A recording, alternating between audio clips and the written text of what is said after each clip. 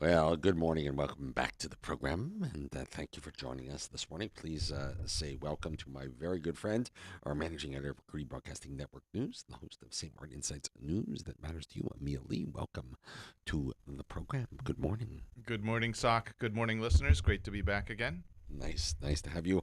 Our very special guest, I'm proud to call her a good friend, fellow Rotarian, and our president of Parliament, and our very first prime minister ever, the Honorable Sarah Wescot Williams. Good morning. Good morning to both of you in the studio here. Good morning, Emil. Good morning, Sock. And of I course, think good morning to everyone. I maybe I made her blush a little. I'm trying. I'm trying. It's so hard. Just kind of happy to be here with the two of you and talk about the issues that affect all of us. So good morning to everyone in tune to this program, and it's a pleasure to be on again with you both. We're glad to have you. There's so many things. I have like a huge list. I know you do too. Yes. Where do you want to start? So I thought what we'd do today is start really from 30,000 feet, helicopter perspective. And, I think that we've been watching carefully the progress of government and giving them, of course, the time to bring their campaign promises, their campaign philosophies into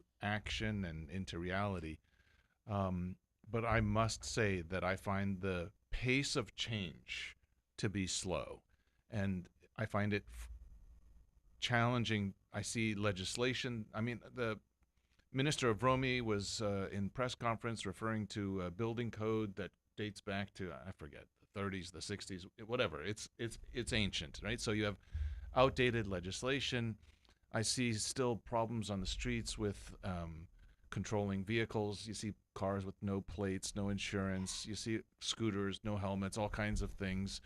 You see garbage on the road. So it's just, gosh, as a community, it feels like things are happening slowly. So I just kind of wanted to start there and get a take on, how you see the progress of government as a whole right now and the pace of change. Amy, let me start by saying that I agree with you to start with. That's one. And it might sound a kind of cliche, but it is what I have also told the coalition government of which I am part. And that is that we need to step out of the box that we're in administratively, constitutionally. From every minister and many before this Council of Ministers, you hear the understanding, you get the feeling that they understand the many issues that we're dealing with and that need to be changed and addressed. What you also constantly hear is one, we don't have the capacity including inspection and control, and we don't have the funding. Being that as it is, those are the two main issues that we then need to address, because otherwise we're going to be repeating. We know that has to happen. We know we need inspection on our roads, but we don't have the capacity. So we need in the area of finances, I constantly advocate a new financial model to start with.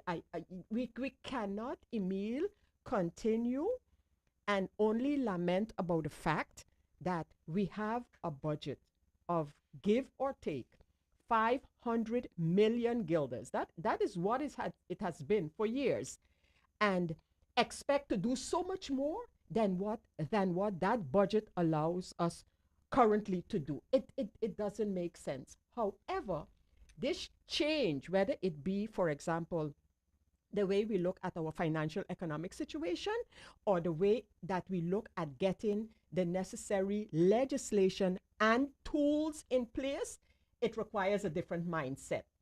It is thinking in this fashion that I suggested months ago to the Council of Ministers. Take some time out, guys, because you need to think about and internalize a new way of a new approach, a new way of thinking. I suggested go on a retreat somewhere, all of you, because you also need to realize that while we are focused on the ministerial responsibility, because if something goes wrong in Vromi, it's the minister of Vromi who is to appear in Parliament and give account. So that focus on the ministerial responsibility cuts into the uniformity and the collaboration that we need in a council of ministers. My suggestion, go on a retreat somewhere, guys, and talk about this. Talk about the fact that you have to come together as a council of ministers and elevate certain matters be above the ministerial level. They have done that. I have understood that they started and they had a retreat. I don't know about the outcome. I don't know about the approaches. You know, when I read the newspapers and listen to the dialogue, for example, that's going on about residents from the French side working at the airport, and if you see how it's sort of playing out in the media, it certainly doesn't give me the feeling that that retreat was very successful, because you kind of have one minister coming out saying, well, geez, the other minister kind of, isn't supportive, so it doesn't feel like that retreat was very successful. That whole dialogue, as it has transpired, feels like it is laden and full of politics. Not only and everybody striving to go like this, saying I'm not gonna. But politics between partners. Yeah, that's right. Not only that, I have never ever I have hardly ever seen such an important issue dealt with so little tact. Right. Dealt with so little tact. I honestly don't know. And again, I need, especially for the public to understand, I am a member of Parliament and I support this government. So I, and everybody could approach it differently, I need to know the line to walk when I address the Council of Ministers or an individual minister internally. WhatsApp, email, guys, what's going on here? Or all of the ministers together. But when I honestly can't see where we're going with an issue, I need to say something publicly. In the case of the airport, firstly, this thing has now become one of, oh yeah, but we had these persons living on the French side and they don't have the necessary work papers. The issue is larger than that. That is just the top of the iceberg in terms of the relationship between the two sides of this island. Because what happens to a Dutch national who, because of whatever reason, because their grandmother left them a home on the French side, lives over there and obviously can't register over here? They shouldn't. They shouldn't register over here in the civil registry. So you mean born on the Dutch side, inherited a property on the French side, so therefore changed their residence to the French side. They have a problem with their registration on the Dutch side. Yeah, they would have and if you have a job, and I think that's where the crux is in this particular case at the airport. So they can't show, if they have to show a registration from where you're living, which is our civil registry. Right. But that doesn't mean that you can't have the Dutch rights. So it ain't just about employees over here from the French side who were given, the opportunity to work and not having to prove that they actually register in the territory where you would like to work. So there are more to this relationship than just what is happening on the airport. But you're pulling out one segment of that group, right? Because there's also people who are born on the French side. Of course. And then because of the Treaty of Concordia, exchange of goods and services, etc. Yes. What is their right to work on the other half? And it goes so much further than that. And that is why I said this particular matter was dealt, first of all, totally uncoordinated from a governmental level, and obvious. Secondly, without tact. Right. I mean, when I see the letter that went out, no, this should never have been dealt in this way. The letter from the airport management to their employees, apparently as a consequence of a meeting that they had. And then I too heard in bits and pieces the minister's response to that. I also saw how you had other members of the Council of Ministers, as well as members of Parliament, come out, and everybody just jumped on the issue without saying, wait a minute here, guys. This ain't only what it appears to be. It's much larger. It's a much larger part of a legal framework. There's a legal framework issue Exactly. And then you have the issue: is it reciprocated, right? Because to work on the French side isn't easy. So yeah. And then this thing about, but it has been so since 2010, and we didn't really address it, but now after consultation with the Ministry of VSA, we have to. But the fact is that there was a tolerated policy between the authorities of French and Dutch St. Martin. Tolerated. Firstly, if you're living on the French side, you're seeking work over here, you were told all you need is a workbook. You could get so that was your sort of... You get a what? A workbook, as we call it. That's what we call it, a workbook, So in that, you would have your information. So we didn't look at the issue of, are you here registered over here? So it was tolerated. The reciprocity, ever since back then, was an issue. And in terms of, if you say, okay, for those of Dutch St. Martin, born Dutch St. Martiners, you can work over on the French side, given our demographics over here. That does not mean that you're looking at the traditional St. Martiner, because it could be somebody born over here, but Sarah, who is a traditional St. Martiner, and I happen to be born in New York, I wouldn't be able to get, you see what I'm saying? So all of those things, and the demographics over on the French side have changed as well. Because formerly, if you say born French St. Martin, you're born French St. Martin, and there was no issue about, but are you actually a born French St. Martiner? But now those demographics have changed as well. So we need to look at the situation of what it is now on this island. And as long as we want to maintain open borders, then we need to look at the issues that not only our employees, because we talk about workers, but from what I've understood and seen in the letters being passed on, is that it's also about persons who have business at the airport. Because they talk about concessionaires as well. So this thing ain't just about, the workers there and they can't get a pass no more.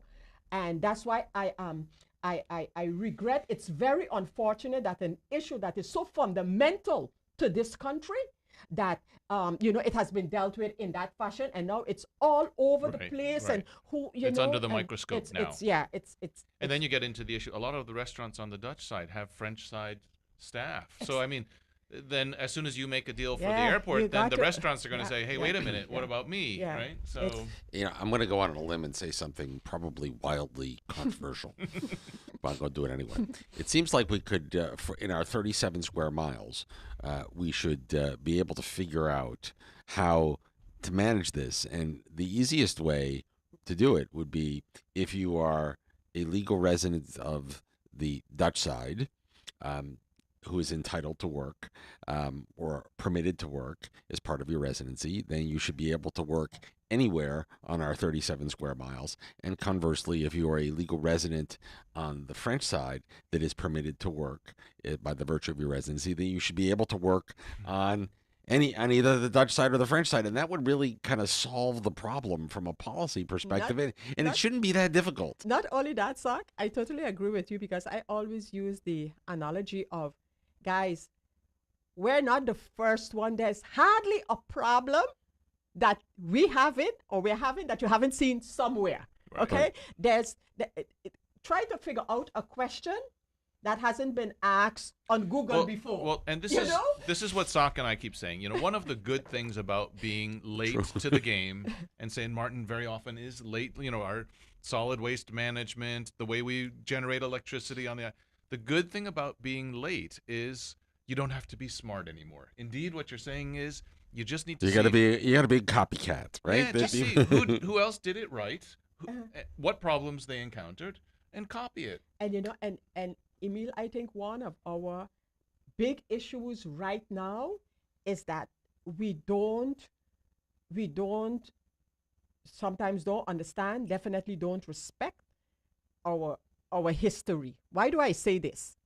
In 2010, we made our constitution. Mind you, the relationship between French and Dutch Saint Martin is in the preamble of our constitution. Okay, this government now, like many before, also have it in their governing program, their governing accord, and their governing program. So the issue of collaboration, cooperation, solving issues together on this island is something that is part of our foundation. That's why I refer to our history.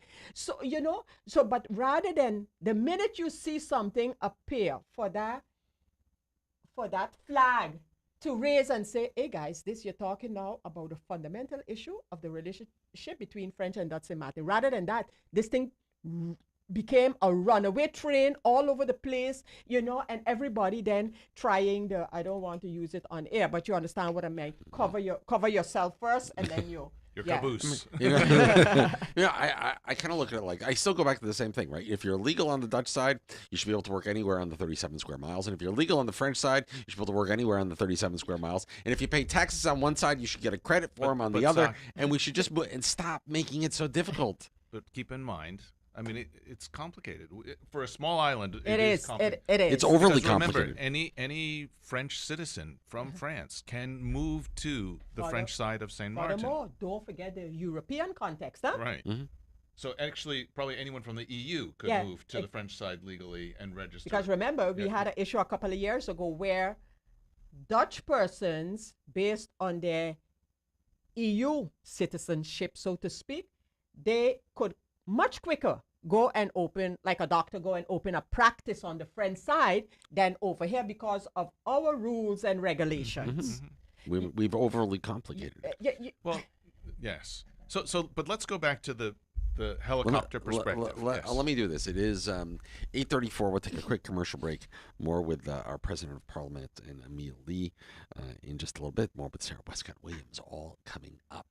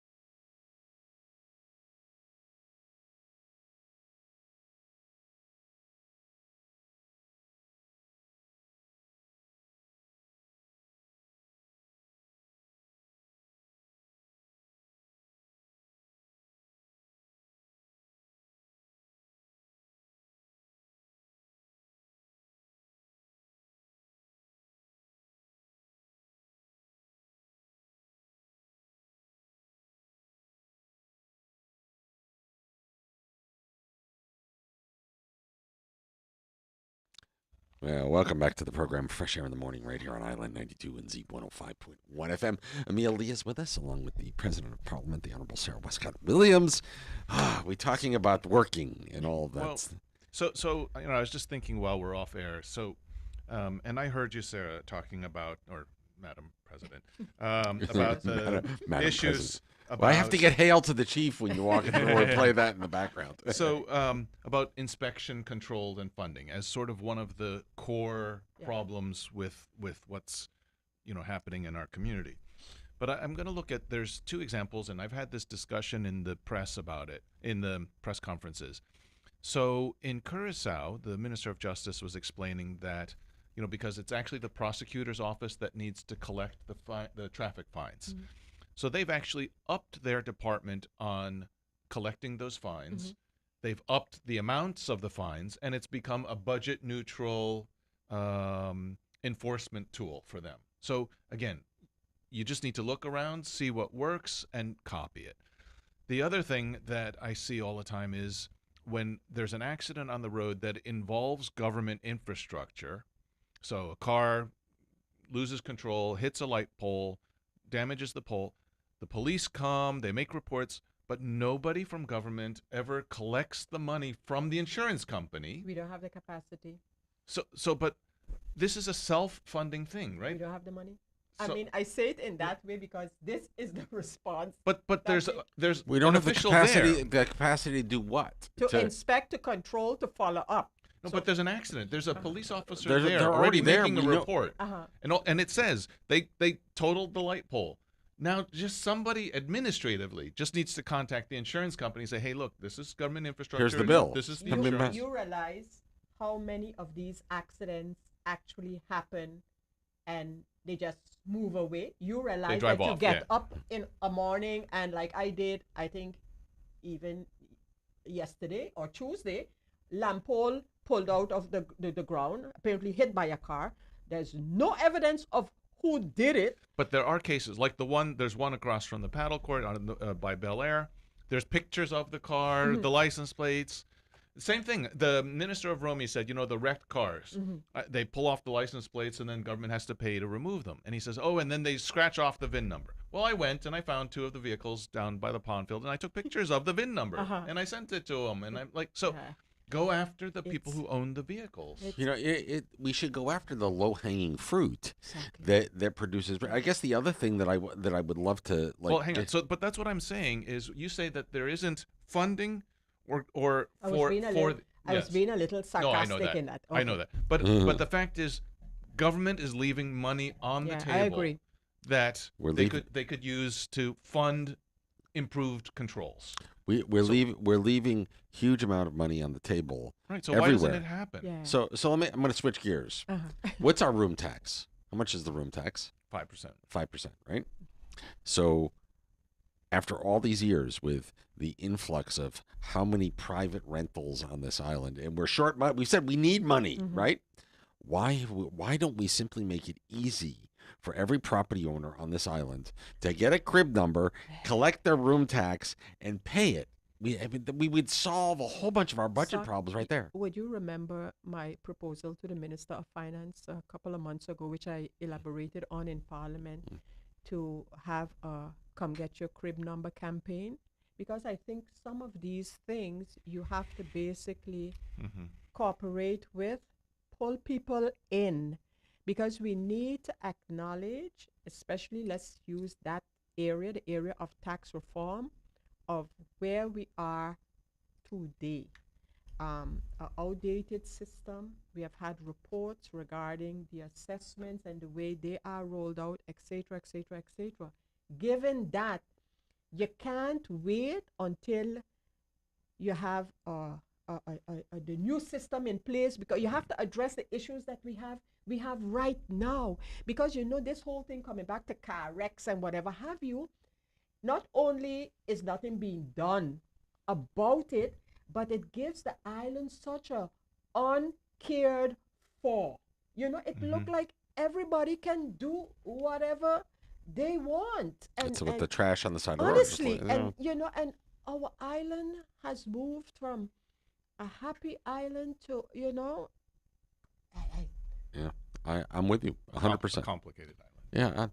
Yeah, I wish that I wish we could figure out a way. It's really quite simple. We should listen. We should say starting January 1 through June 30th. Okay, here, this is the come get your crib number. If you don't know what a crib number is, it's your tax ID number locally on the island. Come get your crib number. Starting July 1, 2026, well, everybody now has to pay their Yeah. room tax. Yeah. And just like we're not going to go back and look at history. We're just going to start clean now. And those are And some of the things that we have to do. It's a little out of the book because how dare a government go and actually ask, invite you to come and get your crib number? No, that's not right, because you got to make sure that you have a crib number. We know all of that.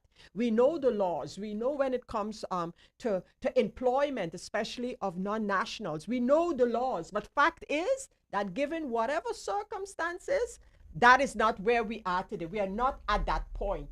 And how do we get to it? So let's go to where we started the Yeah. conversation today, right? The fact is, figuring out what to do isn't that complicated, right? We know what needs to be done. We know the changes in legislation that might be needed to do to enact it. So figuring out what to do, how to do it, isn't the hard part, apparently. Getting it done, Is the hard actually part. getting it over the line into reality Yeah. is the hard part. So why is change so elusive in St. Martin? That's one question to you. And is a contributing issue the fact that much of our government, our ministers are politicians and are always balancing that, let's say, re-electability versus the hard decisions that need to be made for our community? Is that, so why is change so hard here? You've been here and you've been involved in so many different ways, so many different levels, that I have to imagine you have the answer. I, I, I don't know about having the answer, but I do agree that politics is oftentimes gets in the way of sustainable change on St. Martin. There, do you think that's a function of the nature of our size because we're so small? size definitely plays a role. And also because if I, given your question, Emil, if I think back a little to the Island Council days, so Executive Council and Island Council, although a lot of the authority that we have today, we didn't have back then, but it was more of a collective body and a collective operation. Whether you agree with how they went about certain things, but it was more collective. Again, I want to repeat, this ministerial, well, you got the politics, of course, but then you also have the ministerial responsibility, whereby the relationship of one, the ministers, so you get it, take it from, you have elections, you get a coalition issues a program according to which the public should measure their workings, their functioning, and then you have a parliament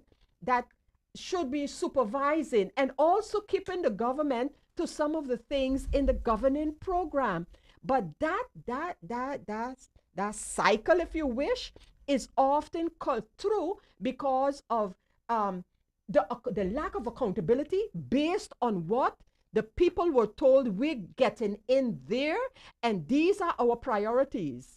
And for those priorities especially, there must be some type of accounting you're given account for. And that is where you see where then everybody gets kind of defensive, and ministers are looking at Parliament not only as kind of keeping them in line somewhat, but also, oh my God, that could mean that they could come with a motion or no so that relationship there is we need to fix it. In addition to the relationship of the government as a government of the country and being shareholder of government-owned companies, that matter needs to be addressed.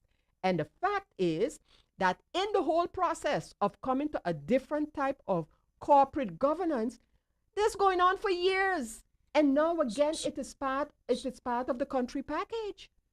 I am. We're going to be right back after these messages. More with Sarah Wescot Williams, the President of Parliament.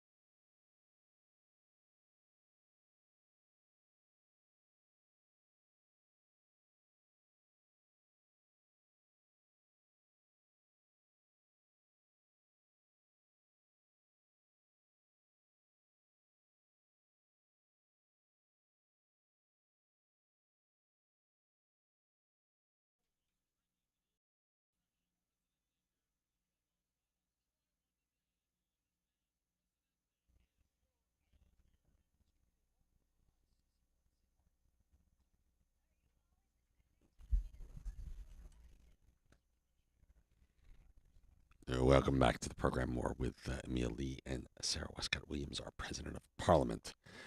So before we went to commercial, we were talking about, how do we really make that substantive change? And actually, you mentioned you have a couple things that you're working on that you think are game changers. Yeah.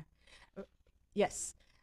Because I believe fundamentally it is the way that also based on our laws right now that I'll not say play politics, that we execute, Politicize. yes, that we execute politics, and that is the fact that right now we operate in a political system whereby it's a party political system. That's what our system is. From every angle you look at it, that's what it is. The way it's been structured. The way it's structured. But what we have is that we have been conducting personal politics, where we have seen what individuals in Parliament can do to governance, to government. Right. So I believe that, and I've stated this from day one, we have to look at Articles 59, where the government can dissolve the Parliament. nuance that article, and we also have to look at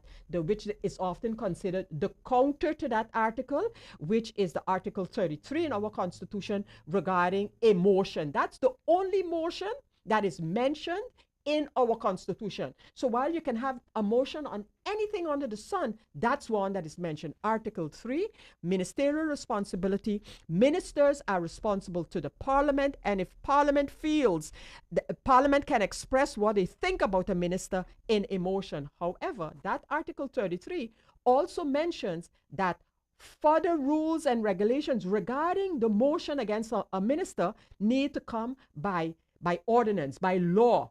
And those are the two that I'm working on right now. So the referendum ordinance that I said has to be in place before we could talk about referendum about anything. That draft is in as an initiative draft law.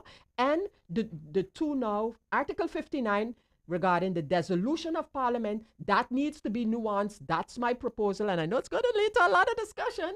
And as well as Article 33, which states that when you're talking about a motion against a minister, it can be further regulated by another law. So these are changes to the Constitution? Well, the Article 33 is another law regarding motions based on the Constitution. But the 59, the dissolution, is a change to the Constitution. So that would be the first amendment to the Constitution proposed, I think, right? We might have had some smaller ones that related to the Constitution, but this one is a main one. This 59 is a main one, and I do so confidently. I'm suggesting that change because the basis of that article of dissolution of Parliament was not for it to be the government having the deciding power to dissolve Parliament. It's not. And all of that I explain in the motivation to my draft law. So a change to the Constitution requires 2/3 of the Parliament to agree? In some cases it does. It specifically states that. In other cases, in this it's case? just it's a majority. Just a majority. Yeah. Okay. But where we're going to have the discussion on that matter is whether Article 59 talks about the competencies of Parliament, because if you're touching the competencies of Parliament, then you actually need kingdom approval. Wow. So that discussion is going to come up based on my draft. But don't you have to have like a legal advice that would say it will or will not require? I mean, do you have a legal opinion already? Well, my own. Your that own. is that it, Which is worth a lot, which is years of experience. It doesn't, but I would want to hear another argument. I'm open to hear another argument because Sure. right now we're not touching the competencies. We're saying the government cannot dissolve Parliament unless, and that's what I build in, unless this, that, the other. So for layman's terms, what this would do is this would put some qualifications in terms Exactly. of, the normal is Parliament gives a motion of no Yeah. confidence, gets rid of the Council of Ministers, and then the Council of Ministers responds by dissolving Parliament. We go to elections. In fact, And we start over. we start over. Yeah. Right? In fact, the government could get up tomorrow and say, I'm dissolving Parliament because that what you carry on with yesterday or last week, whenever. No, that wasn't good. So I think you have an issue Parliament. The government says, I think you have an issue Parliament, and they get up and they make up a national decree, and they could based on the law right now, on the Constitution right now. We've had it happen how many times? Exactly. How many times? Sarah Wescot Williams, President of Parliament, thank you for joining us. Thank you. It was Promise it's it's always pleasure. fun when Sarah comes. We always get into Interesting the conversations, yes. Promise me Thank you'll you. come back. Yes, I will. For sure. Deal. Thank you. Deal. Emil, Yes. thank you so much. Great. Yeah, thank you. Say- Thank you say- guys so much. St. Martin Sites, news that matters to you. It's 9 a.m. right here in the Northeast. Caribbean Marine and Tropical Weather Update is on the way, brought to you by K Beach Club and Restaurant. Then the Bob Marley Jimmy Buffett moment, brought to you by Toppers.